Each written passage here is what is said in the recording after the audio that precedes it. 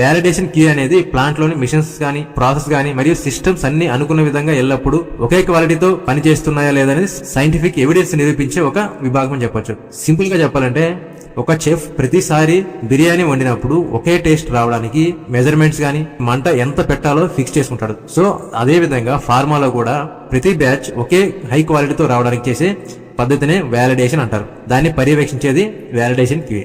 So validation క్యూఏలో భాగంగా ముందుగా equipment qualification. Plant లో కొత్తగా ఒక మిషన్ అంటే ఉదాహరణకు రియాక్టర్ గానీ, బ్లెండర్ గానీ, లేదా క్వాలిటీ కంట్రోల్ ల్యాబ్ లో హెచ్పిఎల్సి గానీ ఏదొచ్చినా కూడా దాన్ని వాడకంలోకి తెచ్చే ముందు 4 దశల్లో అంటే 4 స్టేజెస్ లో క్వాలిఫికేషన్ చేయాలి. 1 డిక్యూ అంటే డిజైన్ క్వాలిఫికేషన్, 2 ఐక్యూ అంటే ఇన్స్టాలేషన్ క్వాలిఫికేషన్, 3 ఓక్యూ అంటే ఆపరేషనల్ క్వాలిఫికేషన్, 4 పీక్యూ అంటే పర్ఫార్మెన్స్ క్వాలిఫికేషన్.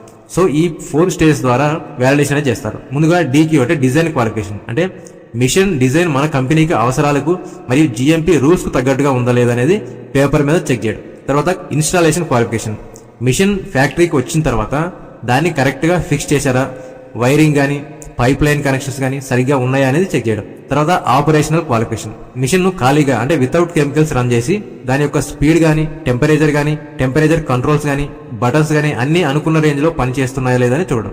తర్వాత పీక్యూ అంటే పర్ఫార్మెన్స్ క్వాలిఫికేషన్, మిషన్ లో రా మెటీరియల్ వేసి రన్ చేసినప్పుడు అది స్థిరంగా అంటే అది స్టేబుల్ గా మరియు సేఫ్ గా పనిచేస్తుందనేది నిరూపించడం. తర్వాత ప్రాసెస్ వ్యాలిడేషన్, ఒక మెడిసిన్ తయారు చేసే విధానం అంటే మ్యానుఫ్యాక్చరింగ్ ప్రాసెస్ అనేది పర్ఫెక్ట్ గా ఉందో లేదో టెస్ట్ చేయడం ప్రాసెస్ వ్యాలిడేషన్ అంటాం.